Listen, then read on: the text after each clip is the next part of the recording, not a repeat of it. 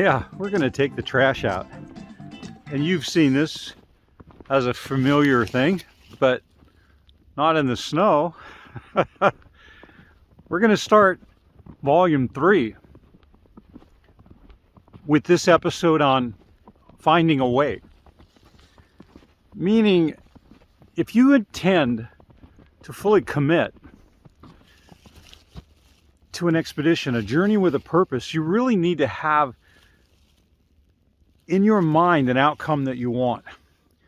And most certainly there are crevasses between the idea and the outcome.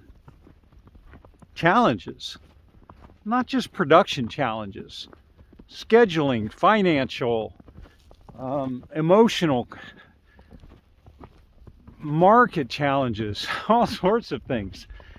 And finding the time, or better, making the effort consistently to produce your videos will be a hurdle. Marcus Aurelius, you'll read, the obstacle is the way. Discovering why you want to create your own journey. Why do you want to document it? Who does it matter for?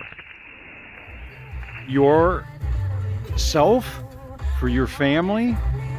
As a legacy? All of those.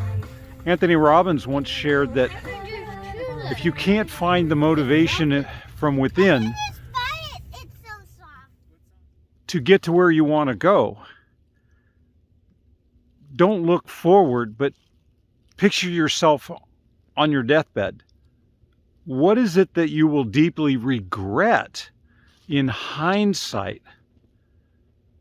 You see, that can be greatly motivating if you would regret having not done it. That sounds interesting to think about, yeah? One of the things that Angelina and I do regularly to expand our beliefs is to see what's possible, so that we could imagine a fabulous outcome, kind of a moonshot, if you will. Finding a way often means attempting something larger than you think you're capable of.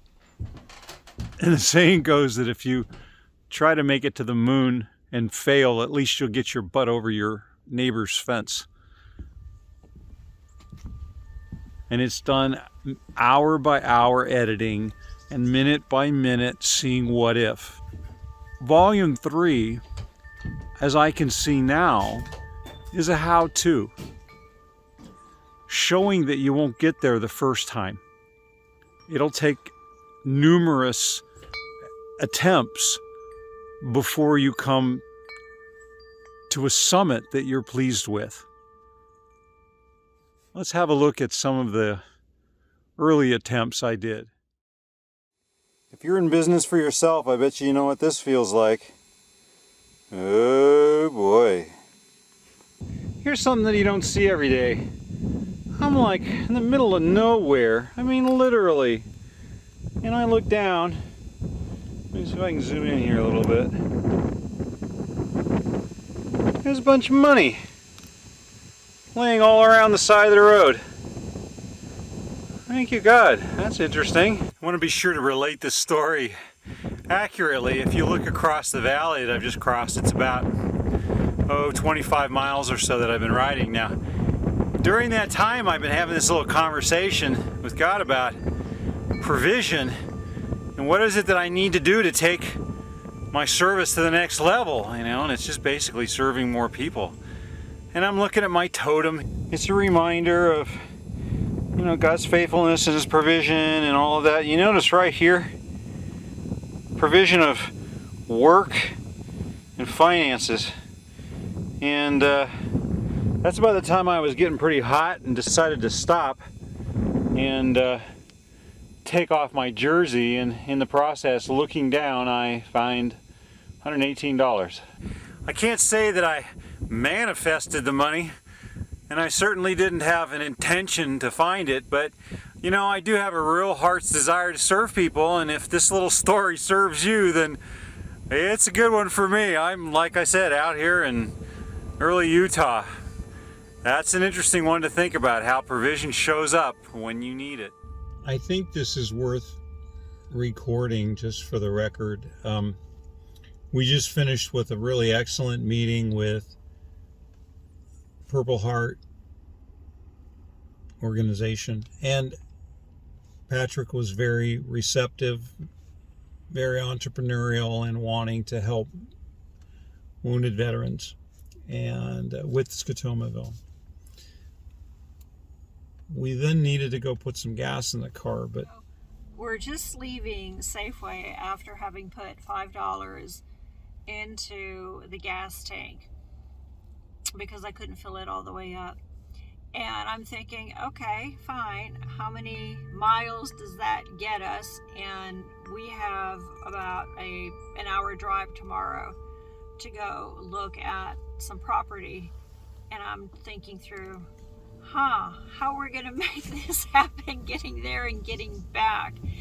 And not even 4 minutes later, after putting in that $5, I get a text message on my phone for one of the persons that's saying, I'm trying to pay to be part of your project, and I want to do a 2-payment option, and it's not allowing me to. And I'm like, I'll send you a Venmo right now.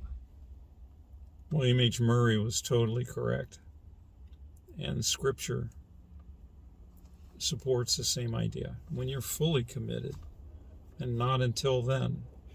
And you know, it just makes me appreciate as a couple how we navigate through the adventures together. And thank you, Elon, for sharing your transparency and how you not just sleep on the factory floor to show your team you're fully committed in being there, but that you too have sacrificed what is required for the greater good of all. So we are following in the way in which he and others have led. And that's just part of the journey to get comfortable with being uncomfortable sometimes. Leo Tolstoy is a famous Russian novelist. And I love this quote of his because it agrees with Einstein that it seems that the smarter we think we are, actually the blinder we get. I know that most men, not only those considered clever, but even those who are very clever and capable of understanding most difficult scientific, mathematical, or philosophic problems, can seldom discern even the simplest and most obvious truth, if it be such as obliges them to admit the falsity of conclusions they have formed, perhaps with much difficulty, conclusions of which they are proud, which they have taught to others, and on which they have built their lives. You've seen North American Indian petroglyphs and possibly Egyptian hieroglyphics. And here's a good example of that. This happens to be one of those examples of a psychological scotoma that I really love. I've used this in hundreds of presentations, and so much so that it's on some of our company t-shirts, right?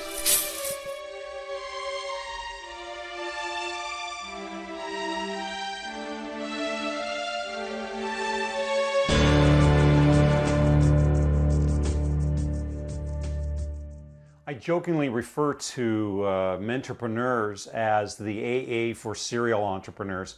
And it may take you a level 2 series, which is to cycle with me across North America, or to hike with Mark Barnes and I and canoe across all of Brazil. There'll be something next summer in 2011 that we're going to be doing as a band of men. When you go through this series, you're going to have to do this with a sketchbook or your own journal to track your progress. And as you'll see, I've got numerous journals that I keep notes in, keep drawings in, keep all of the progress that I have has been going through. And it's partly to explain to my kids Welcome back to Chapter 1 of the Enterprising Cycle, and this is Session 4 on perceptual illusions. Hi, I'm Jerry Andrus. I'm very interested in how our human brains work, and I'm standing inside what I call Box Impossible. And if you'll look, maybe you'll see that there seems to be something wrong with it. Here, watch this. Look, it's not a box at all. I was just standing in the corner of this framework, and you can see it has no resemblance to a box at all. Welcome back to the Enterprising Cycle, Chapter 2, Part 3 on brain plasticity. Now, you remember that I said the Enterprising Cycle is decades of wisdom reduced to invaluable hours. Now, I have a background in particle physics and nuclear energy, and this brain plasticity stuff, neither of us are going to become neuroscientists by looking into this session. But we are going to see some pretty darn amazing evidence. You remember that old wives' tale that you can't teach an old dog new tricks? Well, in fact, you can. And we're going to learn from Jody Miller, that who's had a hemispherectomy, I mean literally has half a brain, that we can in fact learn all kinds of new stuff at any time we choose. How our brain is created for change. Welcome back to the Enterprising Cycle, Chapter 2, Session 4 on Arrested Development. I gotta tell you, I not only earned the shirt, I made the shirts. This was for a group of guys graduating from Dr. Paul Hegstrom's course on life skills, of which several of us are still in 2 years later. That's what this session's about. I've done a few expeditions, Transamerica rides, and I'm familiar with the staging process, the getting ready to go process, where you, in my case, you ride thousands of miles before you ride thousands of miles. Here's the fourth summit of the day, and man, it's dropped 15 degrees since this morning. It's Memorial Day weekend, and I don't know if you can see it, but I'm in the middle of a bunch of snow flurries in the Nevada desert. Welcome back to the Enterprising Cycle, Chapter 2 and Part 5 on change thinking. Now, this is going to be a bit funny because if it continues as it has been, my natural lighting source is the sun. And today is a gnarly windy day in the gorge, and we have a ribbon of clouds between my studio and the sun. And for the last hour, it has been coming and going very frequently.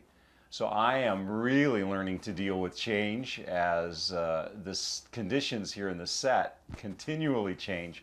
The neighbor comes asking for jumper cables, a train parks outside and idles waiting for another one. So my plans for this morning are completely disrupted. And that, in fact, is a pretty good personal testimony about where we're going on this personal Everest, if you will, about transformation. Welcome back to the Enterprising Cycle, Chapter 2. This is Session 6 on distinction and emotional vocabulary. And I got to tell you that I think you're doing really well. You are ascending and acclimating.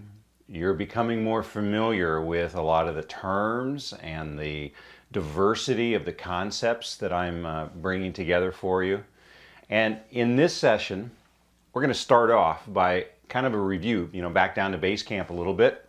And what we should have picked up is that it's critical to surround yourselves with lifelong learning, with books and mentors for us to model and to mimic, to surround ourselves with points of view that we won't naturally have at a time when it's critical for us to get it.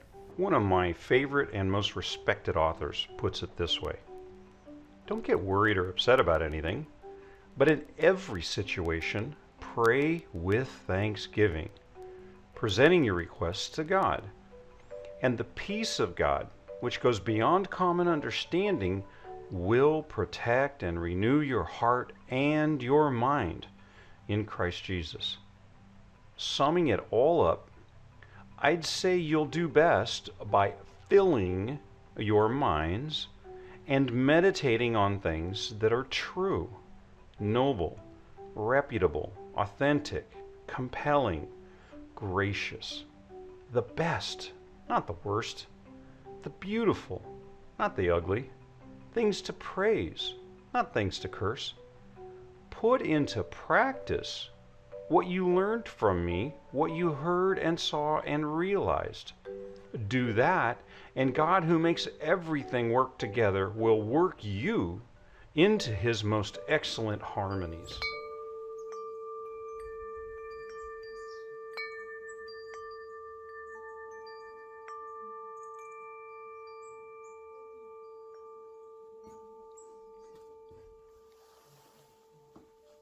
It's fairly easy to mix up the idea that because something complex has been reduced to simple terms, and as Paul eloquently writes the instructions on how to actually change your mind, that not only would it be simple, but it would be easy. And therein lies our challenge, because yes, it is simple, but for some reason, it is not at all easy.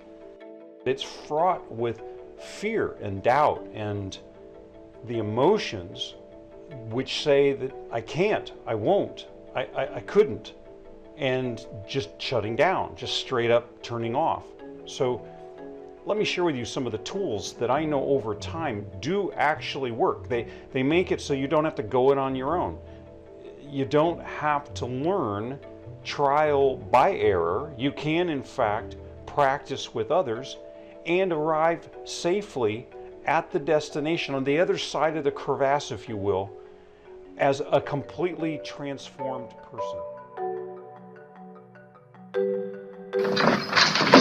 Welcome back to the Enterprising Cycle, Chapter 2 on personal transformation. This is Session 8, which is the wrap-up for the chapter. Now, the goal of this entire chapter is not for you to learn how to offend people or put them on the offensive. What he means is defensive. But rather for you to become more transparent and far less guarded, to have the capacity of understanding in your mind to deal with changes in the market so that you don't have to become an offender, using your strengths to wound other people. It's really stinky in that helmet, in that face mask.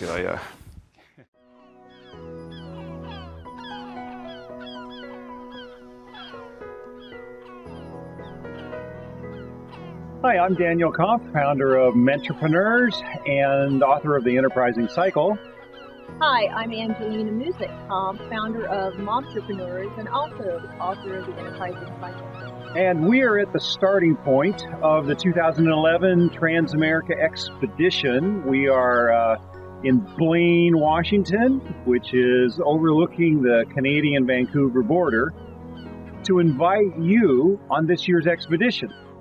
First, let me explain. An expedition is a journey with a purpose and a destination. On this card, on one side, put a big fat plus.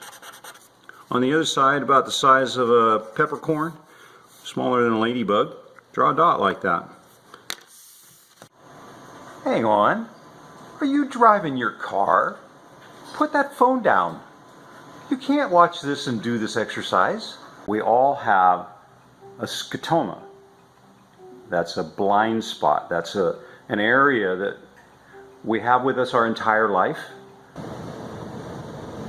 You ever wonder why they have pilots scan the horizon, right, to look around like this? Because if you can't see an incoming spot, an airplane or a missile, if there's a pilot in the other vehicle, they can't see you either because you're both on.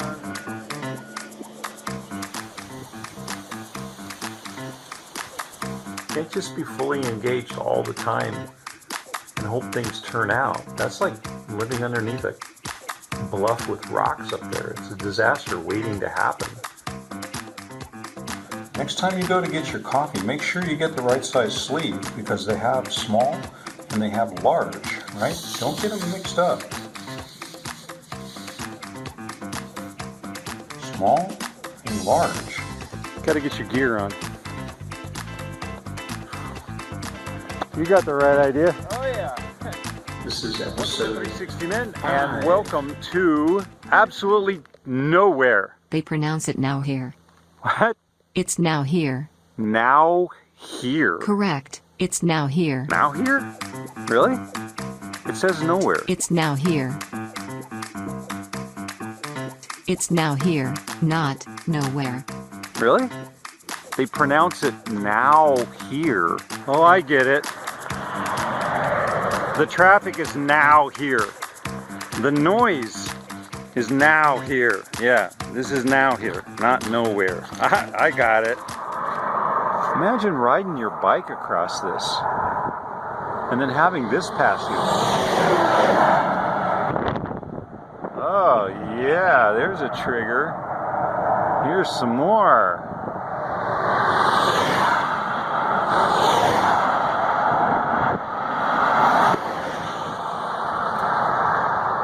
And then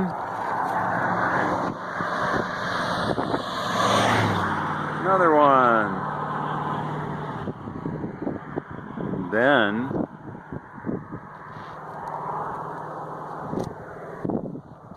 it would all go away. And there'd be nobody. And it'd be all back to you again on the side of the road, nice and quiet. We're in a public library. It's a great place to learn about curves and exponentials and how to use information and storytelling to change lanes.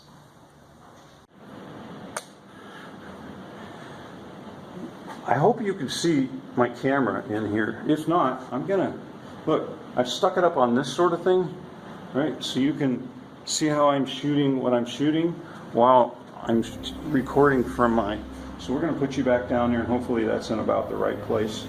The reason I've taken so many episodes to expand your understanding of scotomas, illusions, storytelling, being gamed.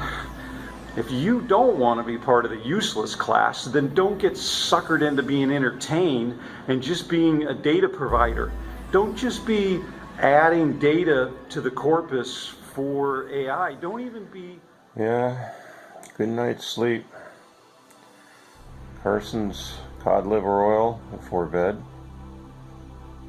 And a bit of diffuse time. You can come up with some pretty interesting large idea mapping. In contrast to focus mode, you get these really good conceptual ideas on things. Like this one. Hey Stephen, why don't you show me that Maslow's hierarchy again? Certainly. Let me escape this event horizon and I'd be keen to explain it. Daniel, it's now here. Yeah, I remember. Oh, yeah, there's a trigger. Absolutely no fear, right? No fear, we're just pushing through with... I said it is now here, the fair week. What? Correct, KNOWFER. No fear. No, that's not what you said. You said no fear. You have to know fair to talk about it. No. I'm not doing it. Not the whole week. This week is no fair, no fair, no fair. Seriously? No fair, no fair, that's no not fair. That's not what you said. Okay, I'll tell it then. Here's a true story. Back in the day, I had a 911, and I used to spend a lot of time on the track with buddies of mine. One of them, from side to side, across the rear window, was a sticker.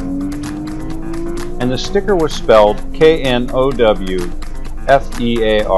I just had the most impossible time getting past this guy.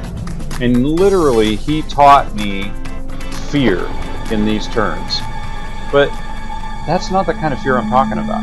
I'm talking about having your amygdala hijack your entire system. That's the kind of fear I'm talking about. When it's not in your hands. And you have to let something else determine the outcome. Oh, that's the kind of fear I'm talking about.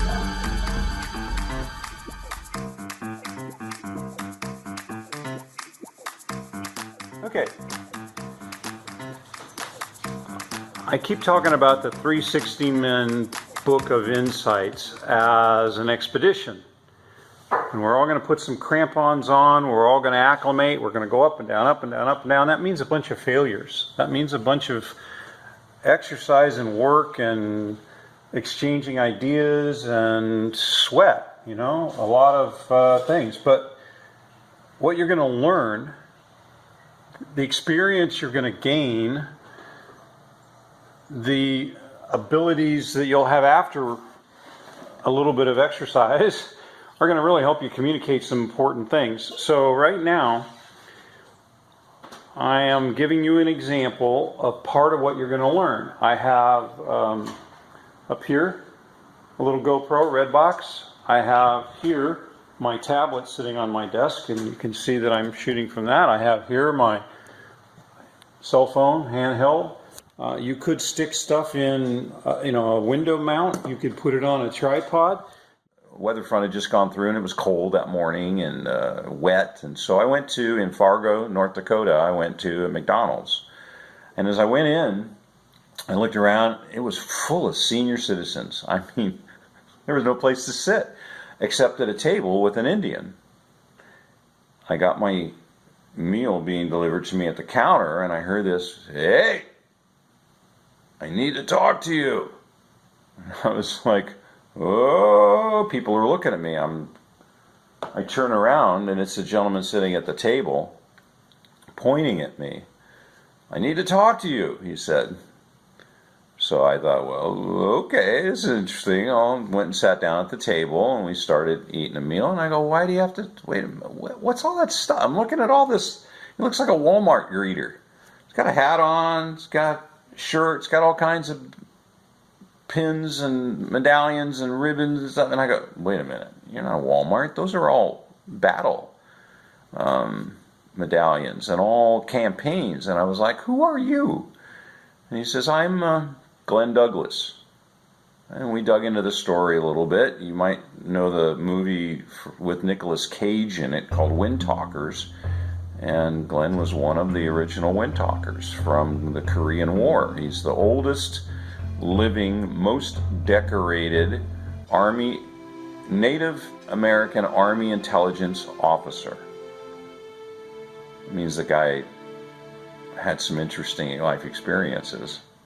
So, in the middle of the conversation, I said, why do you have to talk to me?